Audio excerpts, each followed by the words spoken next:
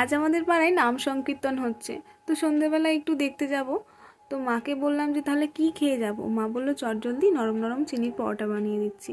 তো এর জন্য মা পরিমাণ মতো ময়দাতে অল্প পরিমাণ নুন আর তেল দিয়ে ভালো করে মাখিয়ে ময়াম দিয়ে নিয়েছে। দেখতেই পাচ্ছেন হাতের মুঠোয় চলে আসছে, মানে ময়াম দেওয়া ভালো মতন হয়ে গেছে। এরপর গরম জল দিয়ে ভালো করে একটা নরম ডো বানিয়ে নিতে হবে। এরপরে আর কি, যেরম সাইজের রুটি বানান আপনারা সেই অনুযায়ী লেচি কেটে নিয়ে গোল করে পাকিয়ে নিতে হবে। ভাবলাম মায়ের হাতাপাতি আমিও একটু হেল্প করে দিই। তো তার জন্য আমি এখানে রুটিতে পুরটা দিয়ে দেবো। তো তার জন্য ভালো করে একটা বড় গর্ত করে অল্প চিনি গুঁড়ো দিয়ে ভালো করে পুরটা করে দিয়েছি। এরপরে মা ভালো করে বেলে নিয়েছে, বেলে নিয়ে গরম গরম ভালো করে ভেজে নিলেই হয়ে যাবে আমাদের চিনির পরোটা।